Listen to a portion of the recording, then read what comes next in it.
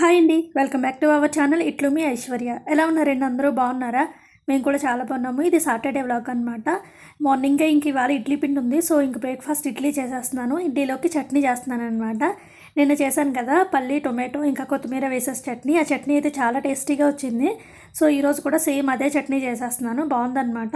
చాలా రోజుల తర్వాత కొత్తిమీర టొమాటో వేసుకొని చేసుకోవడం వల్ల అనుకుంటాను పల్లి చట్నీ తిని తిని చిరకొచ్చి ఈ చట్నీ అయితే బాగా నచ్చేసింది అనమాట. సో అందుకే ఇవాళ కూడా సేమ్ చట్నీయే ప్రిపేర్ చేసేసుకుంటున్నాను. పిల్లల కోసం మిల్క్ కాచేసాను ఆల్రెడీ. ఇంకా ఇవాళ సాటర్డే కాబట్టి నేను కూడా ఫ్రెష్ అప్ అయిపోతాను. ఇంకా ఆయన పిల్లలు ఇద్దరు లేచేసారనమాట. లేచేసి ఫ్రెష్ అప్ అయిపోయి బ్రేక్ఫాస్ట్ కూడా చేసేసారు.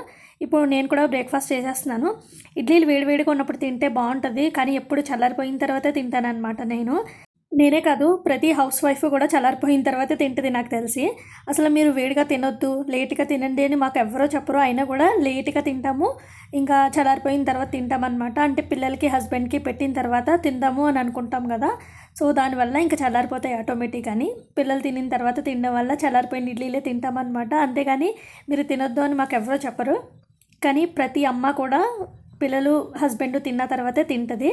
ఈరోజు గుత్తొంకాయ కర్రీ చేద్దామనేసి వంకాయలు బయటికి తెచ్చుకున్నాను అనమాట ఫ్రిడ్జ్లోంచి. ఇంకా ఓపెన్ చేసిన వెంటనే అసలుకే 5 వంకాయలు ఉన్నాయి. అందులో ఒక వంకాయ అయితే పుచ్చిపోయింది. ఇంకా దాన్ని తీసి పక్కన పెట్టేశాను. మిగిలిన 4 అయితే ఫ్రెష్గా ఉన్నాయన్నమాట. అట్లీస్ట్ ఒక 2 ఫ్రెష్గా ఉన్నా కూడా గుత్తొంకాయ కర్రీ బాగుంటుంది. 2 వంకాయలే ఉన్నా కూడా పుచ్చిపోయినాయి ముదిరిపోయిన వంకాయలు ఒక 10 ఉన్నా కూడా ఏం బాగోదన్నమాట టేస్ట్. గుత్తొంకాయ కర్రీ కావాల్సినవి ఇంకా రసం కూడా పెట్టాలి. సో రసానికి కావాల్సినవన్నీ తెచ్చుకొని పెట్టుకున్నాను ఫ్రిడ్జ్లోంచి. ఇప్పుడు ఫస్ట్ అయితే రసం పెట్టేస్తాను. నేనైతే గుత్తొంకాయ కర్రీ ఆనియన్ పేస్టు, ఇంకా అల్లం వెల్లుల్లి పేస్ట్, సాల్టు, కారం, పసుపు, ధనియాల పౌడరు, కొంచెం గరం మసాలా వేసి పేస్ట్ చేసుకొని ఆ వంకాయల మధ్యన పెట్టుకొని కుక్ చేసుకుంటానమాట. కర్రీ కుక్ అయిపోయింది. కర్రీ కుక్ చేసేటప్పుడు ఏం షూట్ చేయలేదు. ఎప్పుడు నేను గుత్తొంకాయ కర్రీని ఆనియన్ పేస్ట్తోనే చేసుకుంటాను. కాకపోతే ఒకసారి జీడిపప్పు, పల్లీలు, ధనియాలు, జీలకర్ర ఇవన్నీ ఫ్రై చేసుకుని వాటిని పేస్ట్ చేసి చేసుకుంటాం కదా గుత్తొంకాయ కర్రీ, అది ట్రై చేశానమాట. నేను ఫస్ట్ టైం ట్రై చేయడం వల్ల నాకు సరిగ్గా రాలేదో, లేదంటే ఆ టేస్ట్ ఫస్ట్ టైం తినడం వల్ల నచ్చలేదో తెలియదు, కానీ ఆ టేస్ట్ అయితే మాకు అంతగా నచ్చలేదు. సో ఎప్పుడు ఇంకా ఆనియన్ పేస్ట్తోనే ట్రై చేస్తాను. ఇలాగే చాలా బాగుంటుంది అనమాట. ఇంకా మేము వైజాగ్లో ఉండేటప్పుడు అయితే ఒక బ్రాహ్మిన్స్ ఆంటీ ఉండేవారు. మా హస్బెండ్ కొలీగ్ వాళ్ళ వైఫ్ అనమాట. ఆంటీ గుత్తొంకాయ కర్రీ భలే టేస్టీగా చేసేవారు అనమాట. బ్రాహ్మిన్స్ కదా. ఫస్ట్ వంకాయలను ఆయిల్లో ఫ్రై చేసేసేవారు. తర్వాత లోపల పౌడర్లాగా పెట్టేవారు అనమాట. అంటే ఈ పప్పులు అవన్నీ ఫ్రై చేసుకుని పౌడర్లాగా చేసి పెట్టేవారు. అది మళ్ళీ ఆయిల్లో ఫ్రై చేసేవారు అనమాట. చాలా టేస్టీగా ఉండేది ఆ కర్రీ అయితే మాత్రం. మా హస్బెండ్కి చాలా ఇష్టము ఆంటీ చేసిన కర్రీ అయితే. ఇప్పుడు ఆంటీ వాళ్ళు వైజాగ్లో ఉండట్లేదు, రాజమండ్రి వెళ్ళిపోయారు. తర్వాత మేము వైజాగ్ నుంచి బెంగళూరు వచ్చేసాము. లంచ్ అదంతా కూడా చేసేసాము. ఫ్రిడ్జ్లో పుచ్చకాయ ఉంటే మా చిన్నోడు తెచ్చుకుని పాపం కట్ చేయమని అడిగాడు. నేను కట్ చేసి చూస్తే లోపల వైట్గా ఏంటో డిఫరెంట్గా ఉంది టేస్ట్. మేబీ పాడైపోయినట్టుంది పుచ్చకాయ. వైట్గా ఉందన్నమాట. సో నేను టేస్ట్ చూశాను, అస్సలు బాగాలేదు. సో ఇంకా పిల్లలకు కూడా పెట్టకుండా మొత్తం డస్ట్బిన్లో పడేసాను అనమాట. పుచ్చకాయలు కూడా పాడైపోయినాయి వచ్చేస్తున్నాయి ఇప్పుడే. సో కట్ చేసుకునేటప్పుడు చూసుకుని కట్ చేసుకోండి. ఇంకా ఈవినింగ్ నాకు ఎలాగో వారమే కాబట్టి చపాతీ చేసుకుంటాను. ఇంకా వీళ్ళకి రైస్ పెట్టినా కానీ వీళ్ళు రైస్ తినకుండా చపాతీయే తింటున్నారనమాట. ఇంకెందుకని చెప్పేసి మొత్తం అందరికీ చపాతీ చేసేద్దామని ఫస్ట్ కర్రీకి పొటాటోస్ అయితే బాయిల్ చేసుకొని పక్కన పెట్టుకున్నాను. ఇంకా చపాతీ పిండి కలపాలి, కర్రీ కూడా ప్రిపేర్ చేయాలి. పుచ్చకాయ పాడవకుండా ఉంటే కొంచెం కట్ చేసి మిగిలింది జ్యూస్ చేద్దాం అనుకున్నాను. పిల్లలకి పుచ్చకాయ జ్యూస్ అంటే ఇష్టం అనమాట, తాగుతారు. ఇంకా అది పాడైపోయేసరికి మొత్తం పట్టుకెళ్ళి డస్ట్బిన్లో పడేసాను. ఇంకా ఈవినింగ్ ఏదైనా స్నాక్స్ చేసి పెడదామని చెప్పేసి పల్లీలు నానబెట్టలేదు. ఇంకా చాట్ చేయడానికి కూడా బొటానీ అవి ఏం నానబెట్టలేదు అనమాట. సో ఇంకా పల్లీల్ని కొంచెం ఆయిల్ వేసుకొని ఆయిల్లో ఫ్రై చేసుకుంటున్నాను. వీటితో ఇప్పుడు చాట్ చేద్దామని చెప్పేసి. ఈ పల్లీలు వేయించుకోవడం చాలా పెద్ద పని. కొంచెం ఫ్లేమ్ పెంచామంటే చాలు, కలర్ చేంజ్ అయిపోతే లోపలేమో కుక్ అవ్వవు, అస్సలే బాగోవు. ఇంకా సిమ్లో పెట్టుకొని అలా తిప్పుకుంటూ ఫ్రై చేసుకుంటూ ఉండాలన్నమాట. ఎలాగో స్టవ్ సిమ్లోనే పెట్టి ఫ్రై చేసుకుంటున్నాను కదా, ఈ లోపల చపాతీ పిండి కలిపేసుకుందాం అని చెప్పేసి ఒకవైపు పల్లీలు వేయించుకుంటూ ఇంకొక వైపు చపాతీ పిండి కలిపేసుకుంటున్నాను అనమాట. అటొక చెయ్యి ఇటొక చెయ్యి పెట్టుకొని. అసలు యాక్చువల్గా మన లేడీస్ అందరూ ఇంతే, ఒక పని చేస్తూనే రెండో పని కూడా స్టార్ట్ చేసేస్తామన్నమాట. మ్యాక్సిమం 2 పనులు కూడా మనం మేనేజ్ చేసేయగలము. కాకపోతే ఒక్కొక్కసారి మాత్రం ఒక్కొక్క పని బిస్కెట్ అయిపోతూ ఉంటుంది. ఇప్పుడు చపాతీ పిండి కలుపుకోవడంలో పడిపోయి నేను పల్లీల సంగతి మర్చిపోతే కనుక అవి మాడిపోతాయి. ఇంకా అదేం కాకుండా 2 చూసుకుంటూ ఉన్నాను. చపాతీ పిండి కలిపేశాను కదా, లాస్ట్లో కొంచెం ఆయిల్ వేసుకుని బాగా మిక్స్ చేసేసుకుని మూత పెట్టుకుని పక్కన పెట్టేసుకుంటున్నాను అనమాట. ఇప్పుడు కర్రీ కోసం ఆనియన్స్ అవన్నీ కూడా కట్ చేసుకోవాలి. ఇంకా పల్లీలు చూపిస్తానండి ఎంతవరకు ఫ్రై అయినాయో. సిమ్లోనే పెట్టాను కాబట్టి మంచిగా ఫ్రై అయినాయి అనమాట. ఫ్రై అయిన వెంటనే వేడివేడిగా తింటే కనుక లోపల కుక్ అవ్వలేనట్టు అనిపిస్తుంది. సో వీటిని మంచిగా కొంచెం చల్లారిన తర్వాత అప్పుడు తింటేనే మనకి పల్లీల టేస్ట్ అనేది తెలుస్తుంది. పల్లీలు ఫ్రై అయిన తర్వాత కొంచెం సాల్ట్ కొంచెం కారం వేసేసి బాగా మిక్స్ చేసి ఇచ్చేస్తే ఇలా కాదని చెప్పేసి ఆనియన్స్, చిల్లీస్, కొత్తిమీర, లెమన్ ఇవన్నీ కూడా మిక్స్ చేసి ఇమ్మన్నారనమాట. సో కర్రీకి ఇంకెలాగో ఆనియన్స్ కట్ చేసుకుంటాను కదా అని చెప్పేసి మళ్ళీ దాన్ని వెనక్కి తెచ్చి ఆనియన్స్, చిల్లీస్, కొత్తిమీర, లెమన్ అవన్నీ మిక్స్ చేసి ఇచ్చాను. పిల్లలు కూడా తిన్నారనమాట ఇష్టంగాని. ఇంకా అవన్నీ మిక్స్ చేసి ఇచ్చిన తర్వాత నాకు పొటాటో కర్రీకి కూడా ఆనియన్స్ కట్ చేసుకుని ఫ్రై చేసేసుకుంటున్నాను. మొన్న ఒకసారి నేను చపాతీలోకి పొటాటో కర్రీ చేశానమాట. మా హస్బెండ్కి చాలా బాగా నచ్చింది. సో ఈరోజు కూడా సేమ్ అదే ప్రాసెస్లో చేసుకుంటున్నాను కర్రీ. అసలు యాక్చువల్గా వీళ్ళ ముగ్గురికి రైస్ పెట్టేసి నేను ఏ ఉప్మాయో చేసేసుకుందాం అనుకున్నాను. మా హస్బెండ్ నేను ఉప్మా చేసుకున్నాను అంటే ఖచ్చితంగా రైస్ తింటారనమాట. ఉప్మాయో తింటానంటారు. ఆయనకు ఉప్మా అంటే చాలా ఇష్టం కాబట్టి. ఇంకా మా చిన్నోడేమో చపాతీ కావాలని అడుగుతున్నాడు. ఇంకా బ్రేక్ఫాస్ట్కి చపాతీ, లంచ్కి చపాతీ, డిన్నర్కి కూడా చపాతీ.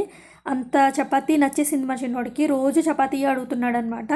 ఇంకా ఐషు అయితే ఉప్మా ఎలాగో తిందో, ఇంకా నేను ఉప్మా చేసుకుంటే కనుక రైసే తిందును. కాకపోతే ఇంకా మా చిన్నోడు చపాతీ అన్నాడు కాబట్టి చపాతీ చేస్తే ఇంకా రైస్ ఎలాగో తిందో. ఇంకా వీళ్ళకి మళ్ళీ రైస్ పెట్టి అది పడేసి మళ్ళీ చపాతీలు చేసి అదంతా ఎందుకని చెప్పేసి ఇంకా రైస్ పెట్టకుండా డైరెక్ట్గా చపాతీలోకి కర్రీ చేసేసుకుంటున్నాను.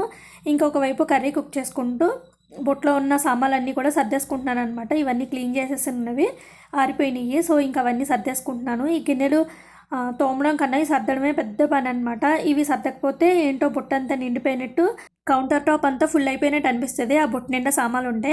సో అందుకే ఆరిపోయిన వెంటనే నేను సామాన్లన్నీ సర్దేసుకుంటాను. సో ఇప్పుడు ఖాళీగా ఉంటే కొంచెం ఖాళీగా అనిపిస్తుంది అనమాట ప్రశాంతంగాని. ఇంకా నిన్న ఆ షెల్ఫ్ అంతా క్లీన్ చేశాను కదా, ఆల్రెడీ కొన్ని వస్తువులు అయితే అందులోకి వెళ్ళిపోయినాయి. మీకు గుర్తుంటే కనుక మేము ఫెబ్ మంత్ ఎండ్లో మేము డీమార్ట్కి వెళ్ళి సరుకులు తెచ్చుకున్నాము. మళ్ళీ ఇంక అప్పటి నుంచి సరుకులు తెచ్చుకోలేదన్నమాట. ఎందుకంటే మేము సరుకులు తెచ్చుకునేటప్పుడు కావాల్సిన వాటికన్నా కొంచెం ఎక్కువ తెచ్చుకోవడం వల్ల మాకు 1.5 month 2 months అలా వచ్చేస్తాయి అనమాట.